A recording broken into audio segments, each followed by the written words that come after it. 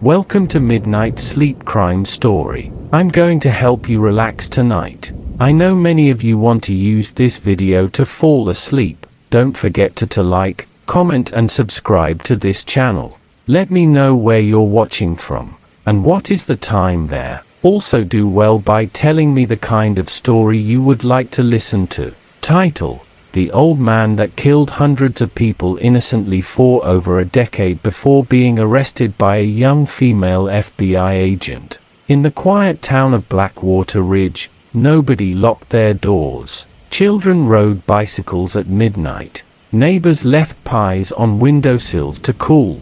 And every Sunday morning, an old man named Walter Grayson fed birds in the park while smiling politely at strangers. For 13 years, nobody suspected him. Not the police, not the town, not even the families of the hundreds who disappeared, until a young FBI agent named Claire Bennett arrived with one impossible question: why did every missing person cross paths with the same old man just before they vanished forever? Tonight's story is slow, unsettling, mysterious, and strangely comforting. So dim the lights, get comfortable, and let us travel into the fog-covered streets of Blackwater Ridge, where evil wore orthopedic shoes and carried peppermints in its pocket. Blackwater Ridge sat deep in northern Montana, surrounded by endless forests and mountains that looked blue during winter sunsets. It was one of those towns where everyone knew everyone. The grocery cashier knew your birthday, the barber knew your secrets, and if your dog escaped, somebody would return it before you even realized it was gone. The town had one diner, one gas station, one sheriff, and one old man everyone trusted: Walter Grayson. Walter was 72 years old, thin, tall, always dressed like he had just stepped out of a 1970s hardware store commercial. Brown suspenders, round glasses, neatly combed silver hair, and shoes so polished they reflected sunlight. He lived alone in a tiny white house near the woods. Every morning at exactly 6:15 a.m., he walked into town carrying a paper bag full of breadcrumbs for the birds. Every morning, without fail, children adored him. He gave them root beer candies. Teenagers helped him carry groceries. Church members described him as gentle.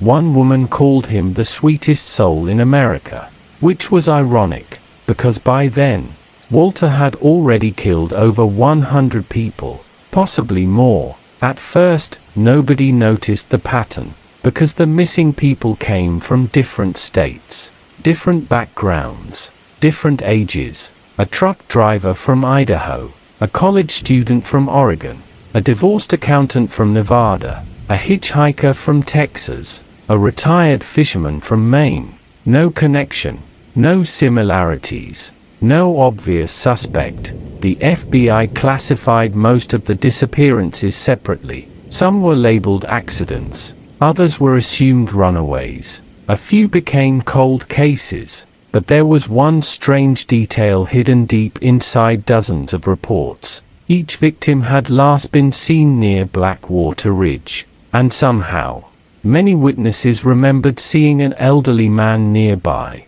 but witnesses always described him differently: friendly old guy, helpful grandfather type, kind man with glasses. Nobody remembered his name, because nobody had reason to. Claire Bennett was 29 years old when she arrived in Blackwater Ridge, young for the FBI, sharp-minded, restless, chronically sleep-deprived, and addicted to terrible gas station coffee. Claire had dark curly hair, tired eyes, and the sarcastic humor of someone who had seen too much too early. Her boss once described her as annoyingly brilliant.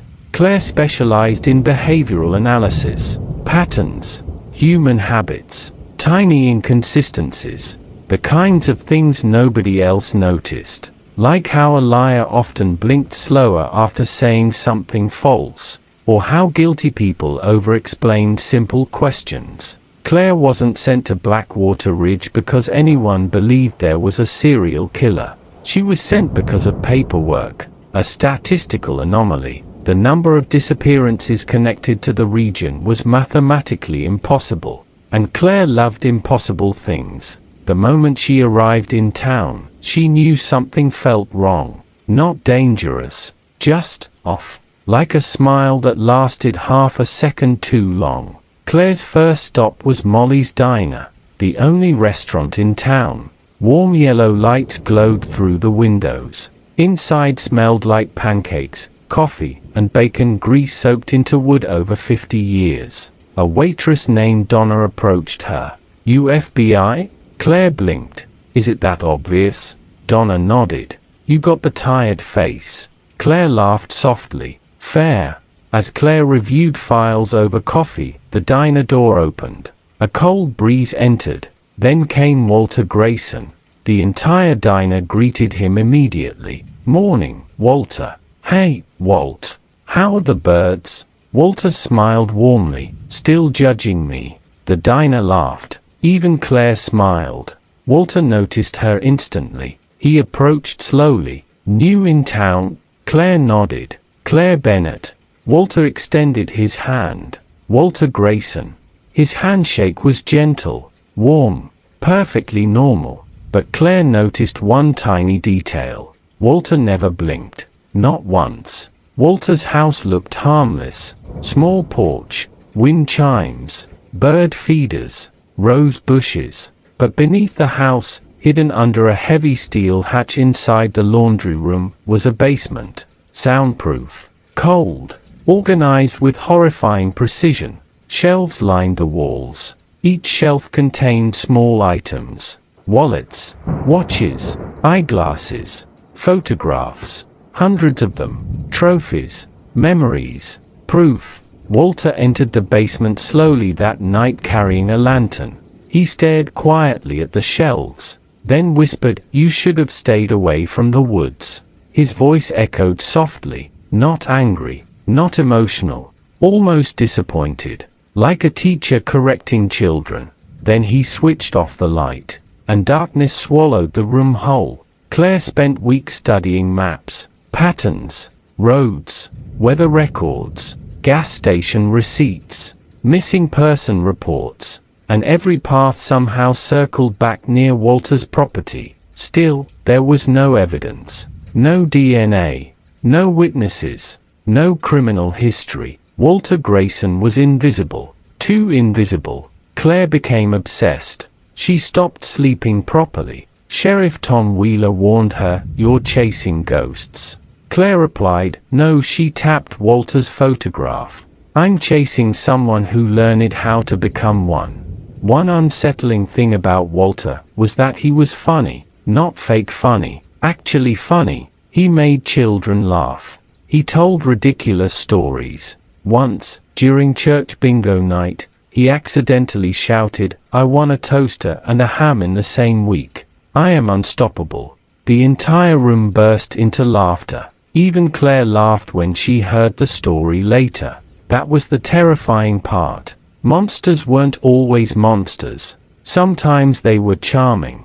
Sometimes they smiled. Sometimes they helped old ladies carry groceries. And sometimes, they fed birds every morning while hiding unimaginable darkness beneath their homes. For 13 years Walter never made mistakes. Until winter arrived early. One icy night, Walter abducted a traveling salesman named Eric Holloway. Eric fought harder than the others. During the struggle, Eric tore part of Walter's jacket pocket. A tiny receipt fell unnoticed into Eric's car. 3 weeks later investigators found the abandoned vehicle. The receipt belonged to Molly's Diner. Timestamp, 6:17 a.m. exactly when Walter visited every morning.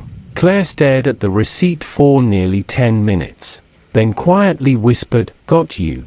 Claire knew Walter was careful. If confronted directly, he'd disappear. Or worse. So she built a trap. She pretended to leave town. Sheriff Wheeler publicly announced the FBI investigation had ended. Claire even checked out of her motel. But secretly, she stayed, watching, waiting. 3 nights later, movement appeared near the woods behind Walter's property. A young hitchhiker had entered town. Walter approached him gently, smiling, offering help. Claire watched through binoculars from the darkness. Her heartbeat pounded. Walter opened the passenger door of his truck. The hitchhiker stepped closer. Then, Claire moved. FBI, don't move. Walter froze. For the first time in 13 years, the old man looked afraid. Nobody expected Walter to run, but he did. Fast. Shockingly fast. The 72-year-old sprinted into the forest with terrifying speed. Claire chased him through snow-covered trees. Branches snapped. Ice cracked beneath their feet. Walter laughed while running. Actually laughed. "You're smart," he shouted. Claire nearly slipped. "Stop running, Walter. You're the first one who ever figured it out." The old man sounded proud, like a teacher congratulating a student. The forest grew darker. The wind howled. Then suddenly, Walter vanished. Claire stopped breathing. Silence. Only snow falling gently between trees. Then a voice behind her whispered, "Too slow." Claire spun around. Walter swung a shovel toward her. She ducked barely in time. The shovel slammed into a tree trunk. Claire fired one warning shot. The sound exploded across the forest. Walter stopped moving.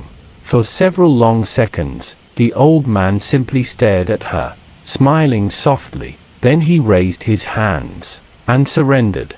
Police searched Walter's house the next morning. Nobody in Blackwater Ridge could believe it. Church members cried. Neighbors denied everything. Children asked where Mr. Walter had gone. Then investigators opened the basement, and the town changed forever. Rows of trophies, hundreds of personal belongings, documents, photographs, driver's licenses, newspaper clippings, evidence spanning over a decade. Some detectives vomited, others stood frozen in silence. Claire walked slowly through the room, then noticed something strange. Every victim's photograph had notes written beside it. Not cruel notes, not hateful. Observations, like jazz music. Missed his daughter. Afraid of thunderstorms.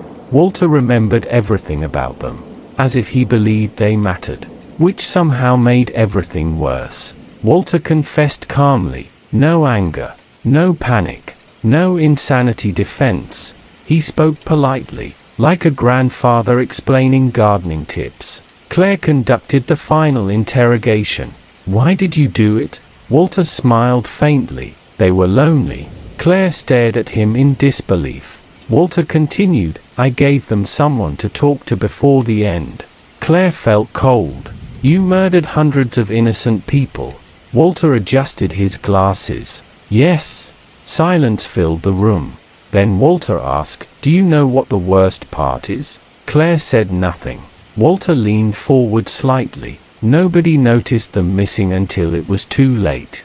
Walter Grayson became one of the most infamous serial killers in American history. Books were written, documentaries released. Psychologists studied him endlessly. But Claire Bennett never forgot one thing: the birds. Months after the arrest, Claire visited the town park one final time. Morning sunlight filtered through trees. Birds gathered near the benches, waiting, expecting breadcrumbs. Claire sat quietly holding a paper bag, then slowly scattered breadcrumbs across the ground.